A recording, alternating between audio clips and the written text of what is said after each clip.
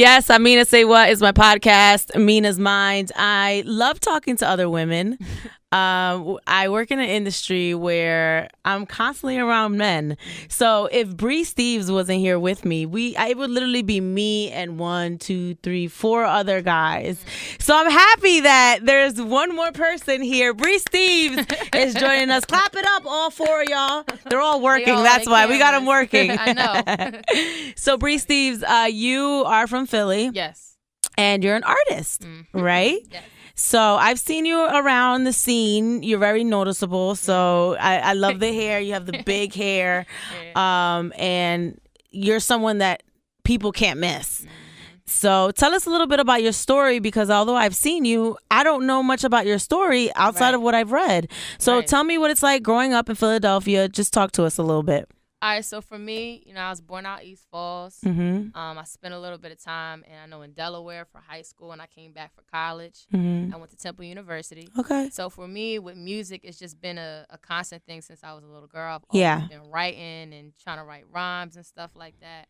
And I started rapping with these kids that I used to come to the studio with these kids. And I always wanted to rap and be with the group and be with the kids, like say I could spit and shit like that. And nobody would pay me no mind because I'm a girl, so I had to kind of prove myself to them a little bit. You can hear me? Yeah. You can hear me? Okay, all right, good. I'm good? Yeah. All right. So I kind of had to prove myself a little bit, coming around, proving that I could really rap. My influences at the time was Biggie, Big L, Joey Badass, Camp Lo. So, I kind of got my start rapping with other dudes. Yeah. And then after that, I started coming to the studio, found a couple mentors in Philly, down in South Philly. I'm on like Federal Street. Yeah.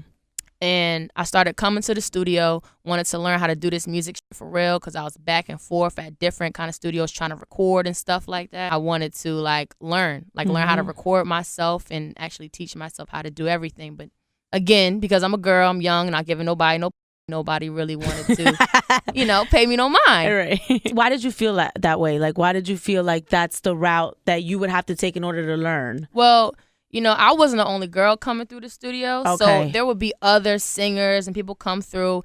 And I would see girls maybe get a little bit more studio time if they flirt or, notice when certain people talking or they linking up outside of the studio. Yeah. The attention would shift for the girl that's kind of either giving up the yams or she's just being flirty and stuff like that. And since I really was a no-nonsense, I don't play that. I'm not here for that. I'm here to work. I want to be respected. Yeah. It's easy to kind of all right, you know what I mean? We'll get to you later, or oh yeah, you said this, Bri, but just kind of move on from it. Yeah. So that's it's the energy that I felt. It's a different type of energy that I experienced. And, it kind of created a chip on my shoulder.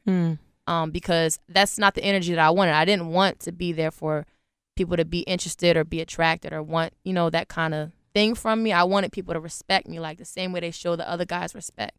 Yo, man, you dope. Let's build. Right. I wanted that for me. I've never felt like I had to sleep with someone to get ahead. Right. But I do know other people who have. And I always think what made her feel like that's what she had to do. There was a time where I was told that. Actually, I don't want to name no names. Was this a female or it was a male? See, that's sad. It was a man that was in the industry. It told me kind of, you have to, to get to where you want to go. This is the reality. And of that's the sad game. that he told you that. And I was only trying to really start off with really learning the craft. And you're 18 years old and you're still trying to figure it out. And you're old enough to know what you're doing, but not old enough to know that that's bad advice. Right.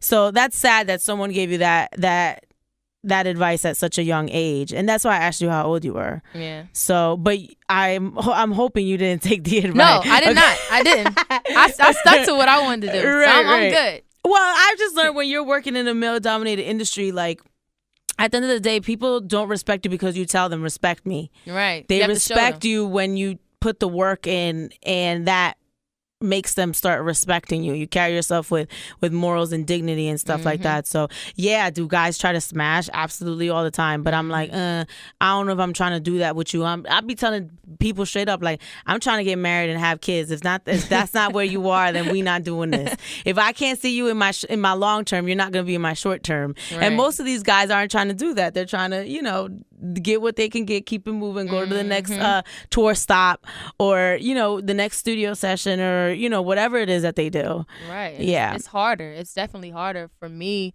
Not right now because I'm in a good position right now. Yeah. Luckily, I put the work in so that I could get that certain respect from people around me, and I also created. I have a great team around me that makes sure to protect me, that I'm not put in those situations. That's good. So tell me about what your plans are moving forward now, because you're just at this point trying to perform with whoever you can and trying to perfect your craft. Like, as an artist in your estate, you're not signed yet. There's some people that have been interested, or maybe you are signed. Mm-hmm. You are? Mm-hmm. Who signed you? Atlantic. Shut up, really? Congratulations. Thank you. I've been keeping it under wraps. Well, the last I heard was that people were looking at you, like good music and stuff. Mm-hmm. So first, let's rewind. I'm so excited for you. So let's rewind. Who was interested at first, and what made them interested? So first I know it was good music. I know TDE got involved when I met Kendrick. Yeah. I know Atlantic, the West Coast side got interested, came to the East Coast, and I met Craig, and it was just done at that point. So, but what made them interested? I mean, I just have the right connections to get me in the building. Nice. I just press play, and that's all it is to it. Yeah. So I don't know. It was really dope. Every time I get to meet somebody at that higher up level, and coming from Philly, just to really get to showcase and really be about my work and show people what I've put in the time for. Yeah. So, and it kind of was just a done deal from there. How involved were you in these initial meetings, like the meetings with the people over at TDE and Good Music? Were you there the whole time? I was there. So what kind of vibe, judging from all those meetings that you went to, what kind of vibe were you getting? Like, I've never been in one of those meetings where like people want to sign you. Mm-hmm. Like, just walk us through that a little bit and how it's different from click to click. Well, people were just blown away. You know what I mean? That was a great feeling as an artist getting that. Mm-hmm. But in all these meetings, the response was just, wow, your music is so great.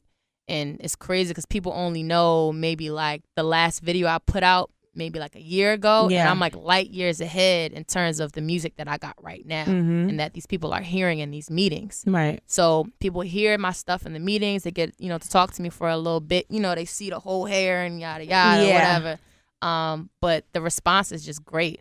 So what do they do? Are they like, oh, we want to sign you right now?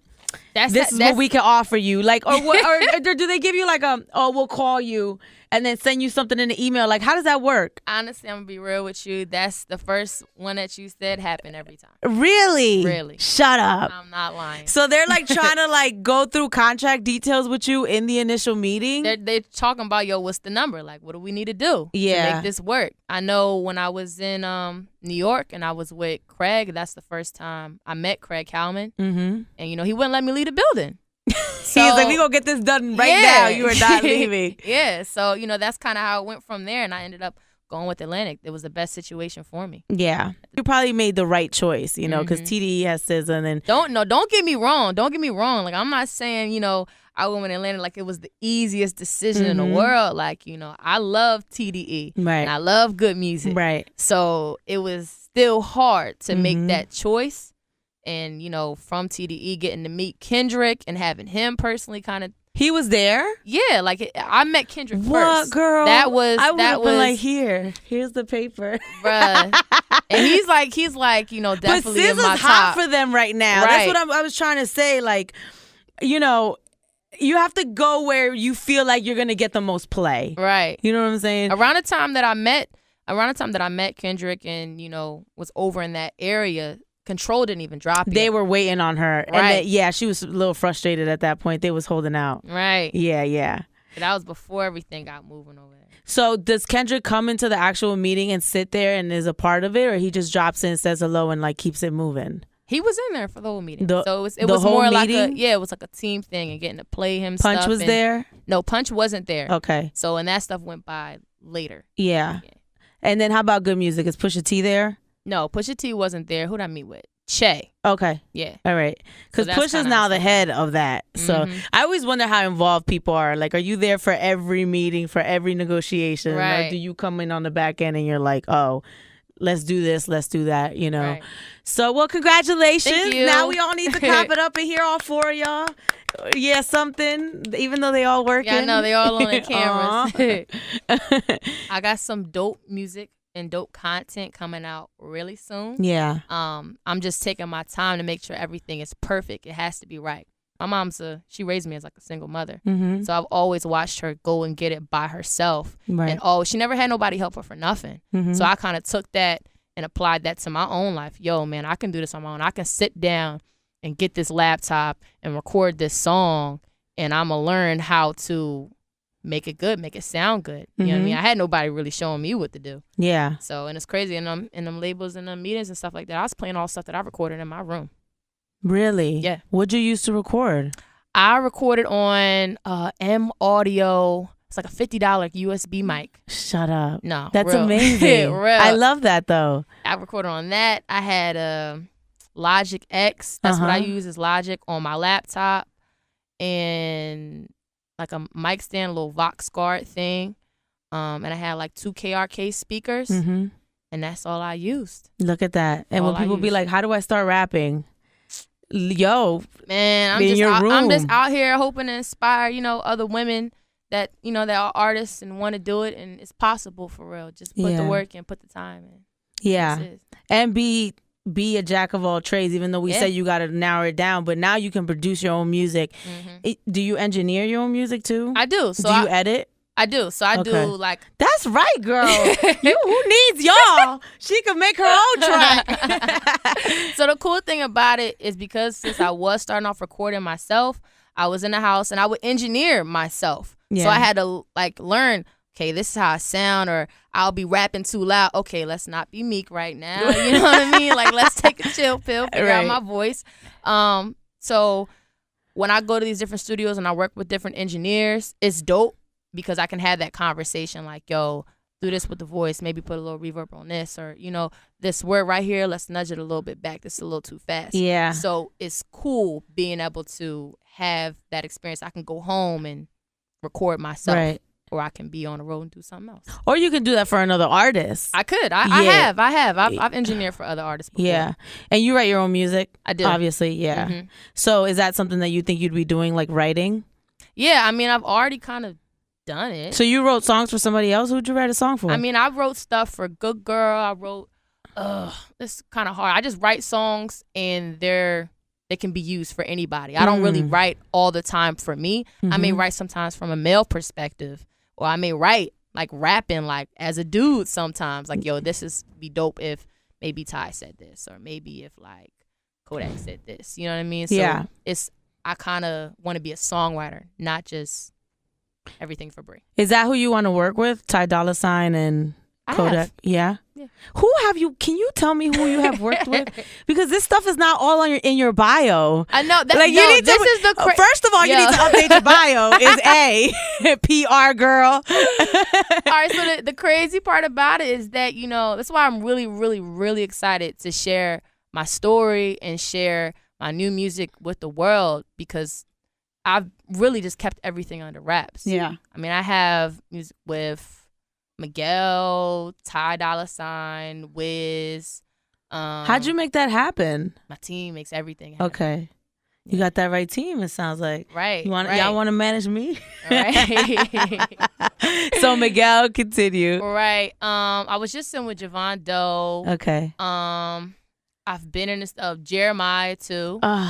Jeremiah and Ty Dolla are just two of my faves, man. Bro, they're amazing. They're geniuses. Right. And people don't understand how much Jeremiah and Ty Dolla are behind so many records. Yo, they're like the guru. You put them on any track for a chorus, it make it work. Yeah, for real. Honestly. And that was a different story, man. Being in the studio with all these celebs and stuff like that, and like, wow, man, I'm really doing this. It was a great great feeling. What was your contribution in those studios? Because I know Ty Dolla $ign is very talented. He sings and he plays instruments and he raps and he writes and he does all that. Like, how do you find your space when you're in a room with someone that has been doing this for so much longer and has so much more experience? Well, mostly in the studio sessions that I've been in with these people, they are prolific. You know what I mean? Most of them can get stuff done like that. So it was a different story. You know, when you write a song and you take your time doing it, where you have to be in the studio, you have to deliver on the spot. Yeah. So it put the pressure on me to not really let the room be bigger than me. You know, and know that, if I got to this room, I belong here with y'all to be in this room. So I'm just as good and we about to figure it out. Yeah. So really, in these rooms, I just function like I would at home. Like, it's no pressure, just do it. Yeah. So, and it was great. We have. So you feel like you deliver the way that you want to deliver in these rooms? I always deliver. That's great.